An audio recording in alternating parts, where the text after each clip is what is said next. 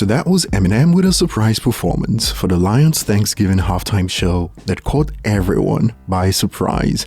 And not just the performance, but also the song choice of Till I Collapse instead of the staple Lose Yourself. And when the partnership between Eminem and the Lions was announced days ago, we found out that Jack White would be headlining the show, but there was no mention of Eminem performing, hence the surprise. And this sparked reactions like, LOL, they had to make up for that one Jack Harlow halftime. And this is already being hailed as the best halftime show the NFL has had in a decade. Was during a Lions Thanksgiving game, laughing my bum off. And this take has since gone viral, and I'll be looking forward to your thoughts on this one. And moving on to the main topics today, due to the comments Paul Rosenberg made about Eminem approaching the completion stages of new music for multiple projects, the speculations have begun from fans. From takes about how the next album could be titled The Rise of Slim Shady,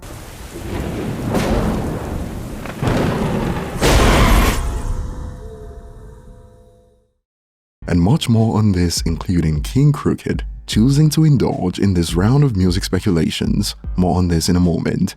And today we also have more from The Game, who recently sparked viral debates like we covered in the last video for the biggest liar in hip-hop music. And today we got more from Game, who recently addressed Red Rose White Ceiling, and it is going how you'd expect. More on this in a moment. And we got more that's come from radio executive and producer Damiza, who shed some more light on how Drake got, quote, played during the battle with Kendrick Lamar. And I'm talking about something much bigger than a rap battle. We're talking hundreds of millions of dollars worth of getting played. And we also got T-Pain out here going off on former collaborators like DJ Khaled, as he warns about the fake brotherhood in the music industry. And as usual, don't forget to share your thoughts on these topics later in the comment section, as I'll be looking forward to your thoughts. And starting with The Game, if you were with us for the last video, you know that The Game was competing with Rick Ross during a viral debate to crown the biggest liars in hip-hop music. And Red Rose White Ceiling was one of the top receipts that was pulled on The Game on why he deserves the top position. And of course, some users brought up the fact that Joe Budden should also be up there for this. I've been better than you this entire f***ing decade. You know, this place makes me wonder. Yeah, what's that, boss? Sanity is not a choice.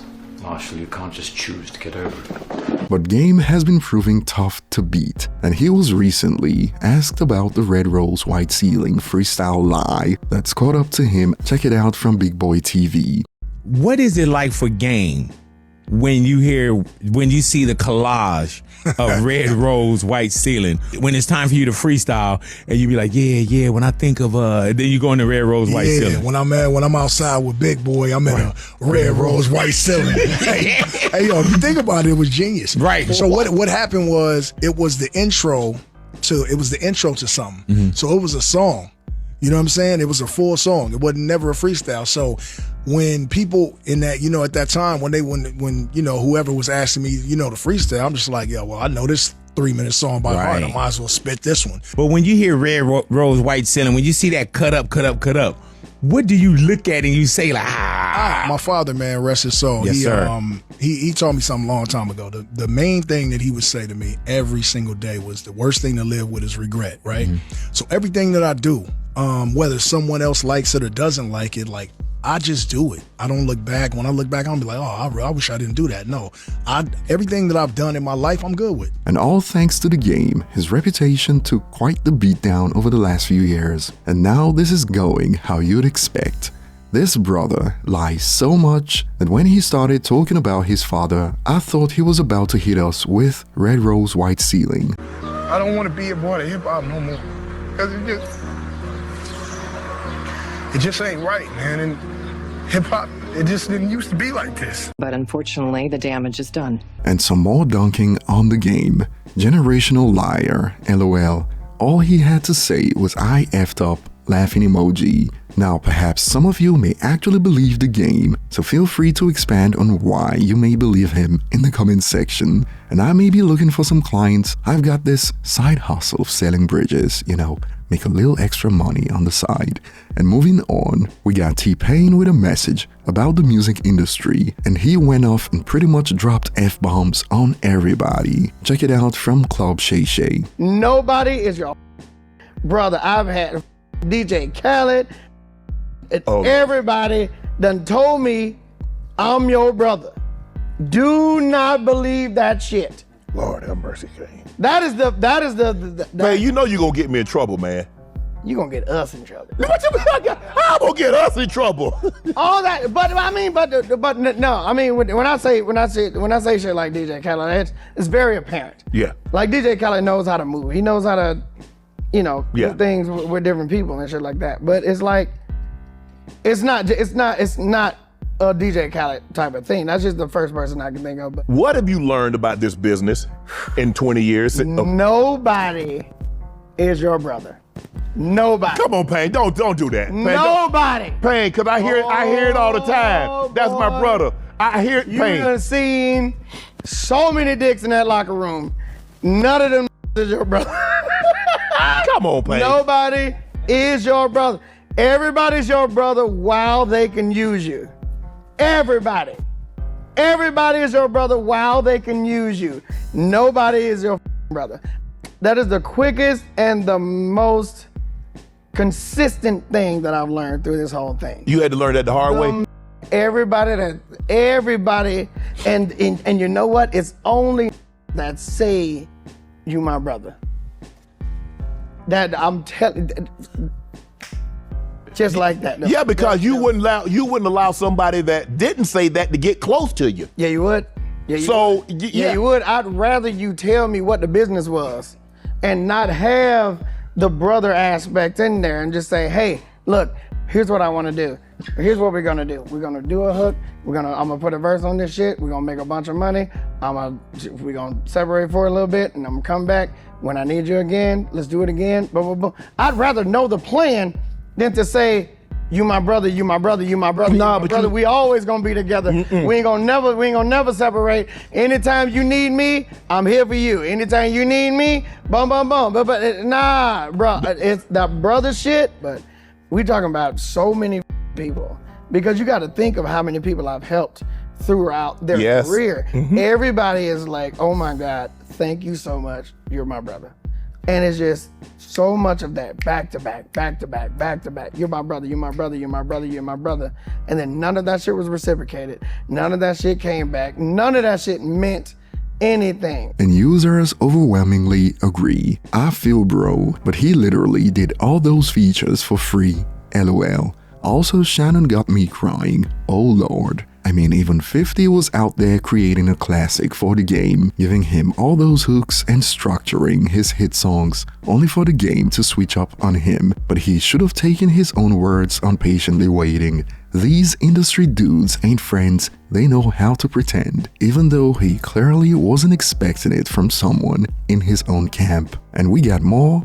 There's a very clear moment in time when if you put T-Pain on your track, it was an instant hit. So much so that he came under attack from other R&B artists. Death of Autotune wasn't even aimed at T-Pain, but everybody aimed it at him anyways. He's not wrong to feel this way.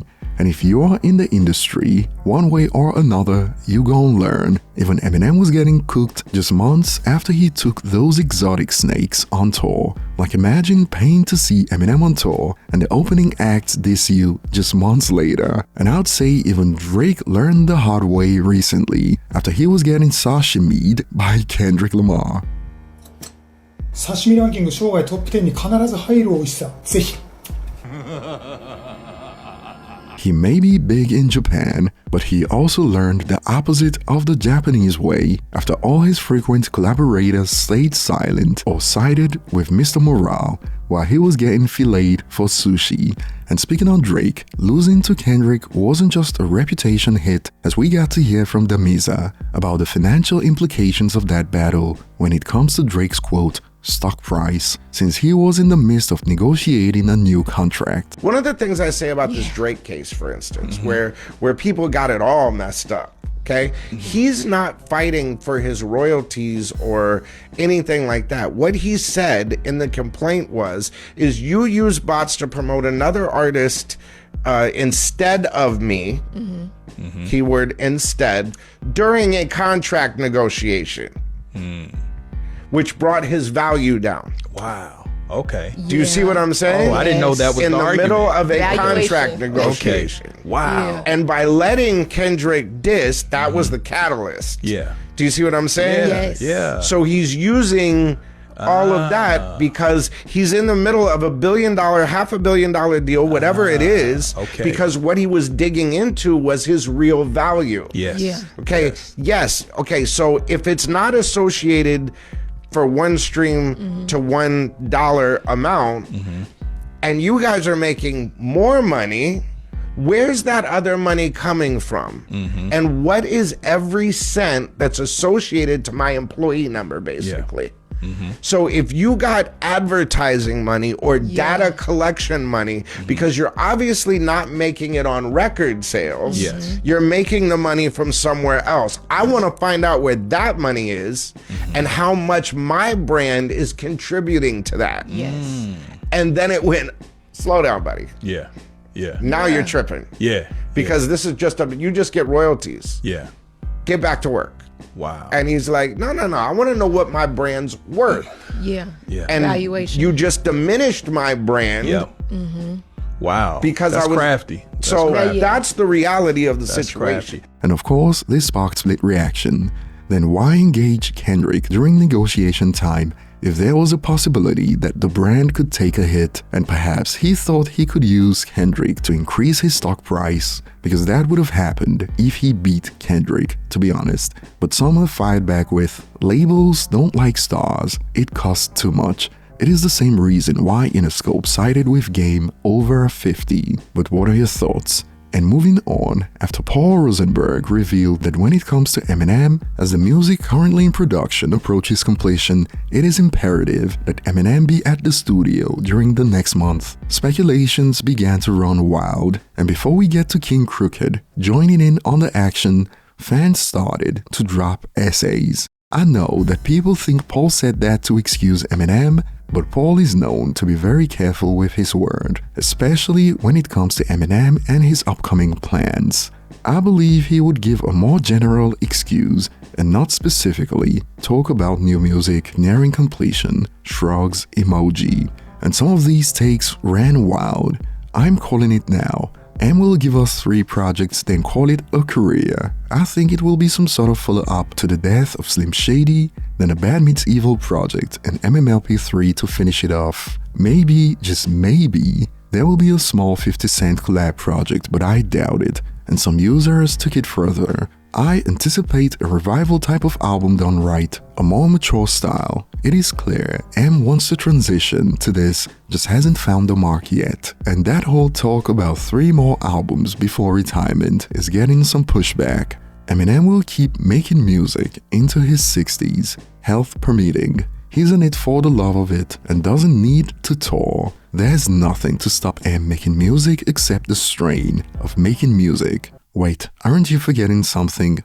He's a grandpa.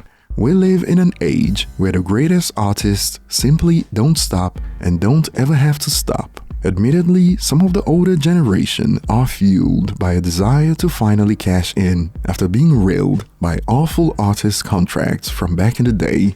All the same, I can't see people stopping.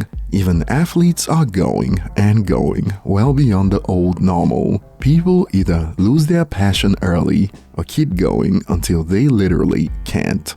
M evidently the latter. And even King Crooked was spotted under a post about Paul Rosenberg, confirming that Eminem is completing some music under this reaction. Oh, eyes emoji, wow. And Crook responded with the opening lines from verse 1 from Still Don't Give a F from the Slim Shady LP.